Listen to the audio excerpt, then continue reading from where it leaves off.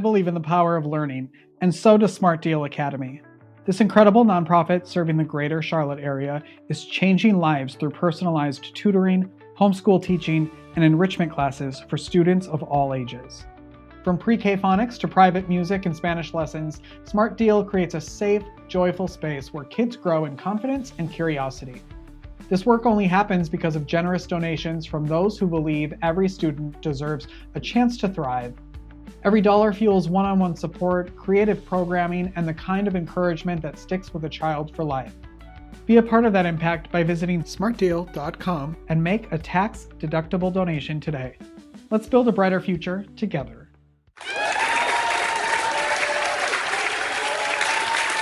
Ready? All right, welcome everyone to Make Your Day Richer. I'm Richard Wilmore, and we're going to start off a little bit different because I want you to meet someone right away that I think everybody should know, because Ray, you're doing something amazing for the area, foster children, and here's a way that everybody can help this holiday season. Tell everybody what you're doing. Well, I thought about it for about a week or two and prayed about it, and I just decided that every foster kid in the state of South Carolina is going to get a pair of shoes for Christmas.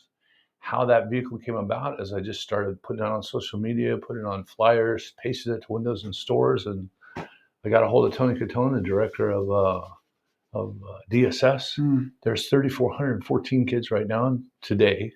That fluctuates. There'll be some 3,450 next week. There'll be 3,900, but 3,500 is about the medium number, and what I put as a target. I have a contract with Shoe Show. Shoe Show, if I give them a certain amount of money, they give me back 15% more. So I got a raise. If you take 3,500 times $65, it's called a shopping pass. $65 shopping pass that'll be given to every kid in foster care. They will be able to go in the Shoe Show in the state and get them. So if you add that up, that works out to about $240,500. Oh my gosh. Well, that's not a big deal. It's just, I got to meet, I got people I love you. Every time I say it, people go, oh my gosh, that's a lot. No, it's only 3,500 people donate $65. And the thing that people don't realize is a lot of the kids, I can't say all of them, but a lot of kids that come out of foster care or come into foster care, they're removed out of a bad environment. So they may have flip-flops on. They may have clothes on that's got chemicals in them from drugs, or it doesn't matter. It's a traumatic experience. Yeah. Shoes is one thing that they can keep and they own. It's theirs. The beauty of this is they get to go in the Shoe Show and pick out the ones that they want. Yeah, they get to pick them out. Yeah, exactly. There's a lot of shoe ministries and people out there to do this, but they bring in truckloads of shoes and they find a shoe that fits them and they give them to them. I mean, brand new. These are brand new. Go in and get what you want. I have people all the time and go, Ray, I've got a bunch of shoes at my house that I've never worn. I would love to have them. I don't have a warehouse. And this is much easier. I want them to go in. If they want purple shoes, or they want blue, they want yellow, they want white, whatever they want. They get what they want. And it gives them that pride and that ownership that, and more importantly, that they're valued. And you want to raise all of that by when? December 20th, right? 20th, yeah. And how can people do that? Where can they go to donate? Go to greaterthingsministry.com. I've got flyers on Greater Things Ministry on Facebook. On if you go to I think it's Instagram, it's Pastor Ray. There's many different ways, but if you go to greaterthingsministry.com, and it'll show you the shoe program. You hit it when you go on it. If you donate there's a small service fee. However, that's being managed by Tidely. One of the things in ministry you have to be careful of. If you mess up on money, you get in a lot of trouble. Yeah. I hired them to specifically handle every dime because I don't get paid. I'm retired. I have the retirement, so no money goes to me at all. So 100% of it goes to the shoes. That's one thing that a lot of people have asked me about. It's a lot, but I don't touch it. Yeah. I don't want to touch it. I just want to help the kids. And I know you're doing a lot of things over there at Greater Things Ministry. What made you land on this drive? Like, what brought you to this moment? To the foster kids? Yeah. I was a Title I kid as a kid. I didn't know that it was called Title I. We were poor. Never went into foster care. My mom was a single mom, and she used to buy our shoes at secondhand stores and stuff. And I was on a naming committee. Or actually, it was during COVID. Now I think about it. COVID, they asked me to come to the school district and be a part of the board that safety for COVID. Ooh, stand on the X, which by the way, I don't like doing. I grew up watching Wile E. Coyote. If you stand on an X, it's bad you're mojo. Going down, yeah. Exactly. So anyways, I was on the naming committee and they were saying, how are we going to do the back to school bash, no contact? And we can't get shoes this year because that's that guy that used to do shoes for us. I go, well, we can't do shoes. I took on the challenge, and we put out 237 pairs of shoes in one day for these kids. And the next day when they went to school, they had shoes. Wow. And it just clicked with me. I go, this is where I'm at. Mm. Now we put out over 1,700 backpacks to York school districts. A little over 1,400 shoes last year. We're doing it again this year. We just keep going. The beauty of this is we don't actually have to go into schools. So I don't have to have a warehouse. Mm-hmm. I have contracts with Shoe Show and with Bags for Bulk, and it's just drop shipped. I mean, other than the back to school bashes, and we do other things, events like we did a 5K at Allison Creek Park this weekend to raise money for that fund. So, do you need outside? So everybody should go right now. Well, after this show, go donate or watch it on your computer and do it on your phone. Outside of donating and helping, are there other ways that people can do you have volunteer opportunities? How can people help? You live a long ways from me, but I'm wanting you to come by. Come to Lake Wiley because I need people. Yeah, we did the 5K, and we had 15 volunteers to help set up and traffic control and all that. And 5 of them couldn't make it because one of the sons got hit by a car the night before, broke his arm. He's having surgery. So we always are short, maybe 4 or 5 people. There's always something we can do. Always volunteering. We do things like I got a call from a lady in Gastonia. Her mom was stuck in her house for 5 months. And I said, why? She goes, well, she has to have a ramp because she got put in a wheelchair. I said, who is it? She goes, my mom. I go, how old is she? She goes, over there. It's like my Mima. It's my grandma. I started talking to her. She goes, I want to go have barbecue and get my hair cut. So I called a buddy of mine that's a contractor. He knows ADA certifications. Based on the height of her door, it took a 40-foot ramp. And it had to have 20 foot, then a flat spot, then 20. Basically, we built Noah's Ark on the outside of her house. And I told the lady, I go, we'll do it. And I started raising money. We put the ramp on her. I don't tell people it's to brag, but there were 3 other organizations that turned it down because of the cost and what it would take. But I kept thinking, if your Mima was stuck in her house, she wanted to get her hair cut. Come on. What wouldn't you do? You gotta. You have to. I was on the same guy that owns a construction company. One of his guys showed up late for work, and when I was there talking to him, they comes over, hey boss, my radiator blew up on my Mustang, blah blah blah. And he went, well, just you know what to do, go to work. And I said, man, you're kind of showing me this. He's late all the time. He's always got excuses. I go, let me talk to him. When I walked over, where's your Mustang? And he goes, it's like 5 miles down the road. So I go and look, and I used to be in the car, but sure enough, the radiator's blowing. So I got some money donated. I went and bought a radiator. I had it put in for him. Just when you hear, how do I say this? Yeah, he may make a lot of excuses, but that his boss, which is a friend of mine now, goes, that guy's changed his whole attitude. That someone helping him, and I'm like, that's how you do it. Yeah. What your vices are, what your race, color, creed, how you live your lifestyle is not important to me. What's important is when someone has a need, can I help them? If I can't, I got a guy. I got an Apple phone full of people. I call and ask them. That's what I do. I spend every day doing that. When you invited me to this, I was like, I'm going to a stranger's house to do it. But why not? What do I got to lose? I mean, What's the worst that can happen here on the show? Worst thing that could happen is I'd be embarrassed and everybody would laugh and send me money so I can get these shoes. It would at least be a good story. What do you got? That's the lifestyle. My wife says, if I pull over on the side of the road, someone broke down, she goes, you're going to get killed someday. I go, okay, but in the meantime, I can help them and I get my jumper cables off. I grew up that way in Arkansas, though. This is why I wanted you on the show and I'll have you back to sit down next year and we'll talk about more in depth of what you're doing and how people can help. Yeah. Do you want to introduce our guest today? Sure. Can you read that right there? Oh, there you go. My guest is a true creative powerhouse. For years, he was a screenwriter, independent film producer. But when an idea for a massive feature film got too big, he knew exactly what to do. He turned it into a novel. Please have a huge warm welcome to Richard Moon. Hit it big, infinite. There you go.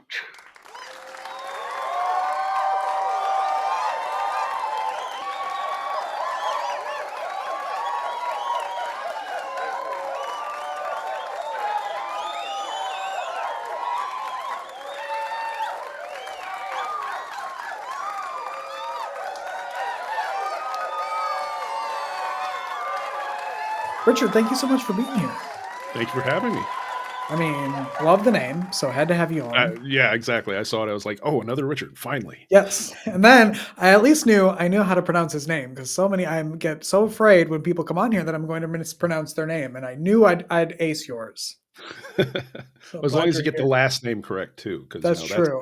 Yes. It's Moon, right? And it's not like Moon or something? Okay. Yeah.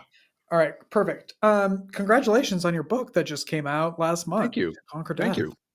Yeah, I'm really happy with it. It's been an exciting process, and it's been a long journey getting from initial concept to here. So it's been just great being able to see it get out into the world, and for people to really experience it in a way other than me talking about it all the time. Yeah. Now they can read it. Yeah. Well, tell everybody how it did come to be you. So I've been in screenwriting in independent film writing and production for years, and this idea actually started when I was like considering. I'm always kind of coming up with story ideas that could be turned into features, because features is where I really like to live.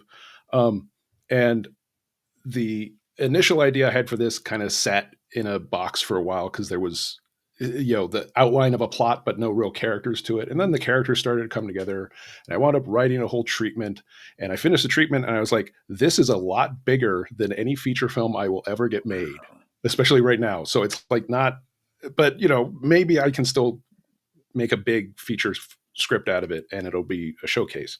And then 2020 happened, and the company I was working with shut down, and a film production I had been working on for several years at that point completely shut down. And I kind of had to sit back and say, well, I haven't actually written anything for myself in a while. And I wound up writing a bunch of scripts, but then I came to this treatment and I was like, well, I want to write this, except it can't be a script. This is too big. And I kind of said, well, I've got time. I've got a little space. Why don't I look at turning it into a book? And then 6 months later, I had the first draft of the book ready to Wow. go. And I was just like, me sitting on my desk every day, just pounding away at the keyboard and trying to figure everything out. And so that was 2021 when I had the first draft done. And then I spent, as I was working on other things, spent the next couple of years revising and reshaping and changing things. And then at the beginning of this year, another sort of big traumatic event happened.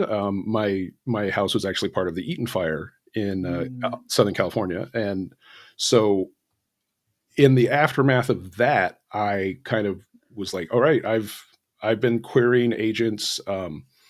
Unfortunately, my previous agent was no longer available, but I've been querying agents. I've been querying contests, and I just said, well, why don't I look at alternate ways of doing things too? And I ran into at a conference called AWP in Los Angeles, Atmosphere Press, which is a hybrid publisher. It's like, used to be called a vanity press, but it's self-publishing, but without doing everything yourself. It's, you're putting a lot of resources forward. And I was like, oh, this is just like indie film production.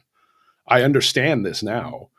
And so I started talking with Atmosphere, and they were really excited about the book. And we went through a bunch of editorial, the whole editorial process. And then, it's just been rolling like a roller coaster ever since. It's just like, or more like a freight train than a roller coaster. It's not going up and down, but it's just plunging forward. And and so then in November, the book came out, and the whole month before that, I've been doing like, here's the pre-order links and starting to market things. And it's just been amazing. Now that it's out, does it feel like a sigh of relief, or how does that and how does that compare to like having a film come out? It's actually, it's amazing, because like you say, it's a sigh of relief. There was a point when the development edit was done, and I was like, finally I can stop working on this, except of course I couldn't. It was still more, still a lot more work. And the proofs came in, and I had to read through the book again and again and again.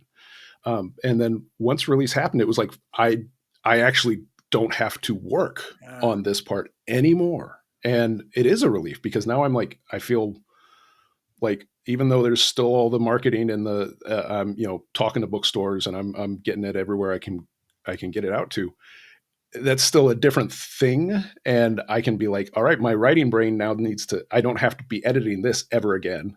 Yeah, I can now you just now, have to talk about yeah, exactly. I got to talk about it, which is fine. I don't, I'm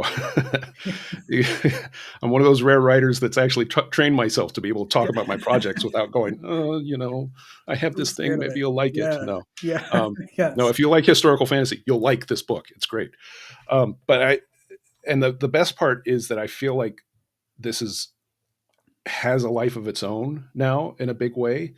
and I can focus my creative brain on the next project. I'm already working on another book that's not a sequel to this, and strangely enough, I already have ideas for the sequels to this new book I'm working on. So I have the books lined up for a while. So And you you asked didn't how it's hate different writing than, a book. yeah. Yeah. And you asked how it's different than having a film come out. And it's fascinating because the book being out is like, it's available, and all anyone has to do is go to a link and purchase it. With a film, even after it's done on the producer side of things, you're scrambling to get it into venues. And then it's only going to be in that venue for a short time. And you're trying, even if you get it online, it's like, well, we'll see how well it does online and yada yada. But it's got this very compressed life for like the big exploitation after it's finished and released. Whereas the book, it's like I don't have to worry if it does great in the first month. I mean, it's great if it does, but I can just keep pushing this thing out for the next 5 years and even longer. It's on the links. It's someone will discover it. And it really made me feel good because of the number of times I've discovered some book that everyone else knew about 15 years ago, but I'm reading it for the first time today, and I'm like, this is great. Now I have to read everything by this author. So yeah, it lives on forever. Tell everybody about To Conquer Death and what it's about. So the basic idea of To Conquer Death is that there was an event in actual history called the Bronze Age collapse, which happened around 1200 BC or so, where like all of the ancient civilizations around the Mediterranean faced a wave of migrations and invasions and droughts and disaster, and most of them collapsed within the space of about 30 years. And it's one of those things that a lot of history nerds are really obsessed about, like myself. And the basic idea behind this came to me as, well, what if the Bronze Age collapse was caused by a zombie apocalypse? And starting from that premise, and like I said, that sat in a box for a little while until I figured out the characters. I started to realize that there was a story to tell here about grief and death and our approach to it, and also how we interact as different cultures, run into each other. Because the basic, like that core idea that really got me excited is, what if these invasions that were coming that hit Egypt and we have archaeological records for, what if they weren't so much invasions as they were refugees fleeing something else? And that led me in directions where I wanted to examine what it was like to be a refugee in the ancient world, and what it was like to be, stopping refugees in the ancient world. And so what developed out of that is a story about two Egyptian brothers and two women from barbarian Europe. This is, long before there was a Europe that called itself Europe, who, run into each other as a result of the barbarians fleeing from the threat up north and the Egyptians trying to defend their home. And the four of them actually have to come together and begin a mission to travel back up the north path of the refugees to figure out what's causing all these problems. And it winds up being sort of a travelogue adventure of these four people. And, they start off as a large expedition that gets pared down for the usual adventure story reasons, until it's these four people really examining how they see their place in the world and how they respond to death, how they run from death, how they run towards death, and what death and grief and legacy and purpose means to each of them. The book is called To Conquer Death. I'm curious where the title came from, and if you had any other titles in the running, and how you settled on To Conquer Death. So there were, this went through a lot of titles. I had working titles that I was like, this is just a working title. It's terrible. It doesn't tell me anything except that it fits the setting in my brain. For a long time, I wanted something that conveyed like that they were traveling down into the north, because in the Egyptian way of looking at things, whereas we see north is up and south is down, they were the opposite because of the river. North was down and south was up, and that's sprinkled throughout the book. But those titles never quite worked. And And then honestly, this title came to me when I was listening to the recent big performance of Jesus Christ Superstar, which has always been one of my favorite musicals. But there's a line in there that Jesus has where he says, "To conquer death, you only have to die." And I was like, "Oh, that's that that goes to the core of the story at the end." I was like, and it's evocative, and yeah, it's what the big bad is actually trying to do, and it's what in all their different ways each of the characters is trying to do, even if they wouldn't classify it that way. And I was like, oh, that just, and as soon as I told my writing group, they were like, yep, that's it. As soon as I told my wife, she was like, yep, that's it. Every one of my beta readers was like, "Yep, that's it."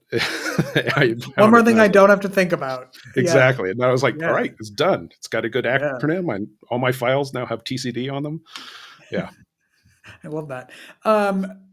It, like you said, it took what 5 years to get this book out, ready, released. Is that how long it usually takes for scripts, or what's that like? no. Well, when you add to get released in there, that makes it complicated because most scripts don't get made ever, and that's the unfortunate truth of screenwriting and even being a professional screenwriter. I've had most of my scripts are on spec and I write for myself, but even the ones that I've written on assignment, most of them have not gotten made. Even if I got paid for them, they're still not getting made. And it's just the reality of the film business. But that being said, to actually write the script, I do not take 5 years generally. If it's just for me and I have no deadlines, I can let it stretch out for a few months and really find the nooks and crannies of an idea in my leisure time. But I actually just wrote a script in the first half of this year while all this was going on for a client that it was like, I got to get this done in 12 weeks. And I got it done in 12 weeks, and it was a great script. And that one actually has a very good chance of getting made because of the process it's in. But it's like sometimes you have a deadline and you got to make it, and sometimes you don't. And with this book, it took so long. Like I said, it took about 6 months for me to write the first draft of the book. But this was also the first book that I have finished writing. I actually stopped writing like novel style prose when I was in college because I kind of switched over to screenwriting and was like much more interested in screenwriting for a while. But so this is the first one I've finished, and I'm like, I remember going into it and being like, wait, what? How am I going to write this? What's this perspective here? How do the chapters flow together? And so there's a whole lot of questions I hadn't answered before I started that took a lot of time to figure out. But with this next book I'm working on right now, it's going a lot faster. And because I have a lot of those questions already answered, I knew the stumbling blocks. And so the same thing, like the very first script I ever wrote took a year. But nowadays, like I said, if I got a treatment in hand, I can get an outline done in 3 weeks, and I can get the script done in 6 to 12 weeks, because that's just what needs to be done. Yeah. I mean, you've been in the business for so long. Do you still get like what's the thought process when you put all that energy into writing something and it doesn't get made into a film? Are you disappointed in that, or like are you over the disappointment because you just know that's part of the game, or how does that work in your head? Well, it's funny because when a script hasn't gotten made, it doesn't mean it's dead. Like there's a certain point where, especially when it's like a for hire script, there's a point where you're done and you're off the project and you've finished your part of the job and it's up to everyone else to get it made. Whereas at that point I just don't care. I mean, I want it to get made, don't get me wrong, but I'm not spending any time thinking about it. Yeah. Whereas when it's your own project, and especially when you're doing like producer duties on it, I have 2 scripts that I wrote back in 2020 as well. Both are one's under an option agreement and the other one has been under an option agreement, and they have not found a home yet, but they're also not dead. So it's like I'm not writing on them anymore until there's some pay involved.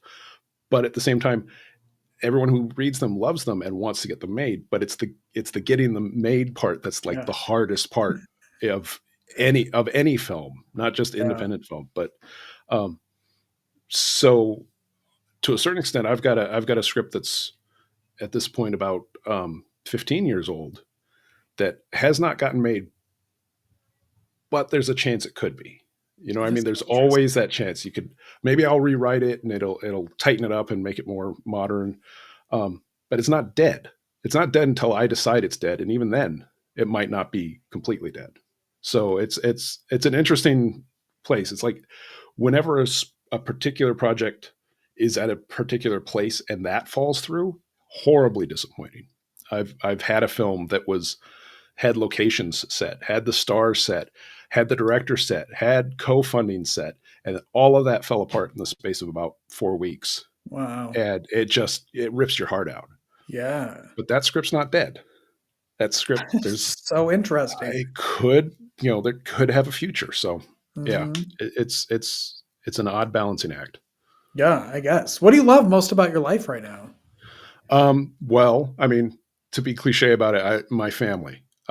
So one of the things that's been amazing about not just this process, but my life in general is, I've been married for 20 years, 25 years. My kid just graduated from college, and because of the Eaton fire, we're actually all living together in the same house with my parents. So there's 5 of us in the house. We have 3 dogs. We have 6 cats. And just the fact that I have all of that love all the time is like the best thing ever. Everything else can, in a way, just like go hang. All my worries, all the things that get me down, they're there and they're important, but they're not as important as I get to, say good morning to my kid every day. Oh. And that's and it's so quiet. You're wherever you are is very quiet for how much is happening in your life. What's nice is that all of the cats are asleep at the moment. Yeah. I think you can see one back there. Oh yeah. He's hanging out. My wife, who also works from home, is actually in a completely different room on the far side of the house doing her meetings, but all the cats are asleep and all the dogs are somewhere else. So it's like, finally. Yeah. But every once in a while there's a reason I have the headphones all the time, because even if I gotta write, it's like, turn the music up, don't pay attention to anything that's going on in the house, and it's just me right here. That's awesome. Yeah. What is the best way that people can connect with you out there in the world? So I spend most of my social media time on Blue Sky right now. I'm actually at R Moon Hill on there, and I'm also on Instagram, Richard Moon Writes, and on Facebook. But if you find me on Instagram, you'll find me on Facebook. It's all over the place. But if you want to get a look at the book, just richardmoonbooks.com will show you everything you need to see. Easy. And yeah. Awesome. Well, I appreciate you being here. Thank you very much for having me. This has been great. Well, I mean, you've got lots lined up, so come back anytime you've got something going on, let me know. Love to have you. We'll do. Yeah. Okay, good. Thank you. The book is called To Conquer Death. It is available now. Go get it. Richard Moon, everyone.